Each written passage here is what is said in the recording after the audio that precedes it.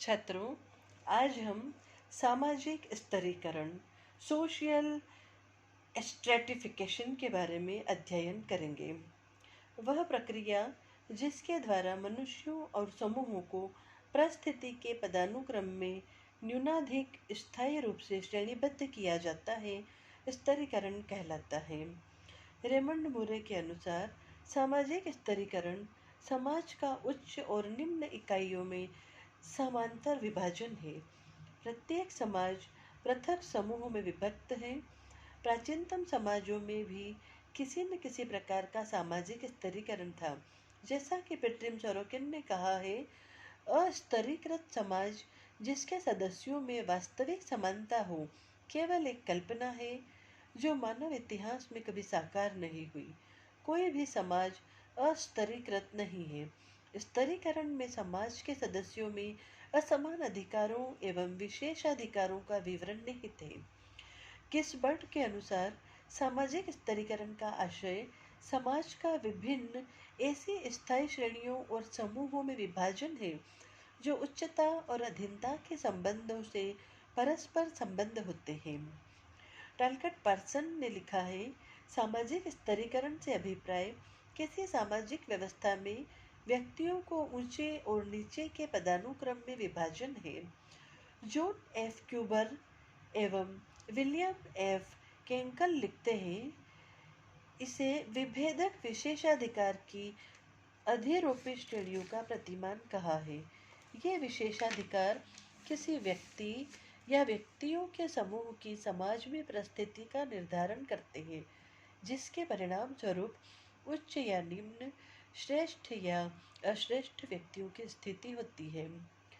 Court B mayor के अनुसार सामाजिक स्तरीकरण विभेदीकरण की एक विधि है जिसमें सामाजिक पदों का वंशानुक्रम निहित होता है, जिसमें इन पदों के स्वामी को एक दूसरे के संदर्भ में महत्वपूर्ण सामाजिक बातों में श्रेष्ठ, समान या निम्न समझा जाता है। लुंडबर्ग ने लिखा है, स्तरीकृत समाज वह है जिसमें असमानता होती है तथा ऐसे विभेद होते हैं जो उनके द्वारा निम्न और उच्च आंके जाते हैं। इस प्रकार छात्रों, सामाजिक स्तरीकरण में परिस्थिति की असमानता अथवा पद का विभेदीकरण पाया जाता है। जहाँ सामाजिक स्तरीकरण होगा वहाँ सामाजिक असमानता होगी। विभिन्न पदों से संलग्न मान या प्रतिष्ठा सामाजिक व्यवस्था का एक भाग बन जाती है और यही स्तरीकरण है।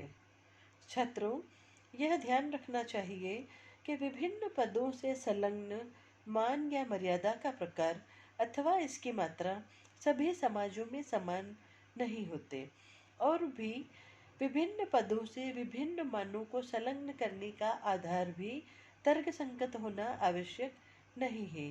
मान के विभेदों के अनेक कारण हो सकते हैं। इनमें से कुछ पूर्णतया तार्किक या अतार्किक तथा विस्मृत एवं पुरातन मत में छिपे हुए कारण हो सकते हैं। संभव है कि किसी पद को धार्मिक आस्था के कारण कल्पित देवी आदर्श द्वारा उच्च मान प्रदान किया गया हो। स्तरीकरण से अंतःक्रिया सीमित हो जाती है, जिसके फलस्वरूप विभिन्न श्रेणियों के बीच अंतःक्रिया की अपेक्षा किसी विशेष श्रेणी के मनुष्यों के बीच अंतःक्रिया अधिक हो जाती है। किसी विशिष्ट स्तरीकरण प्रणाली में कुछ प्रकार की अंतःक्रिया अन्य की अपेक्षा अधिक प्रतिबंधित हो सकती है।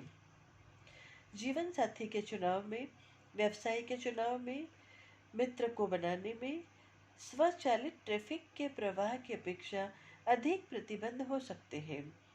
मोटर चालक निर्धारित नियमों के अनुसार न कि अपनी अथवा दूसरे चालकों की सामाजिक परिस्थिति के अनुसार आगे पीछे गुजर जाने का रास्ता देता या लेता है। गम्पलोविच और ओपेनहीमर तथा अन्य समाजशास्त्रियों का विचार है कि सामाजिक स्तरीकरण का प्रारंभ एक समूह द्वारा दूसरे की विजय में ढूंढा जा सकता है। विजयी समूह प्राचीन काल में विजय श्रेणी पर प्रभुत्व स्थापित कर स्वयं को उच्च श्रेणी का समझता था, जिससे विजित श्रेणी निम्न बन गई। सीसल नॉर्थ भी एक समूह की दूसरे समूह पर विजय को विशेषाधिकार की उत्पत्ति का कारक मानता है। उसने तो यहाँ तक कहा कि जब तक जीवन का शांतिपूर्ण क्रम चलता रहा, तब तक कोई तीव्र और स्थायी श्रेणी विभाजन प्रकट नहीं हुआ। परंतु पेट्रिन सोरोकिन इस विचार से सहमत नहीं है। पेट्रिन सोरोकिन कहते हैं, संघर्ष स्तरीकरण को सुगम बनाने वाला तो हो सकता है, परंतु उसे आरंभ करने वाला नहीं। स्तरीकरण सभी समाजों, शांतिपूर्ण एवं युद्ध प्रिय समाजों में भी पाया जाता है।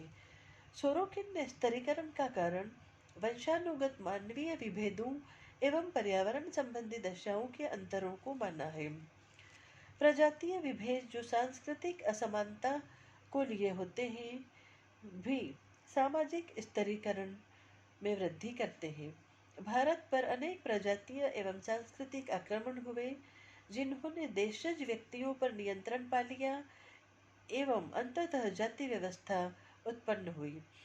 अमेरिकन स्तरीकरण व्यवस्था में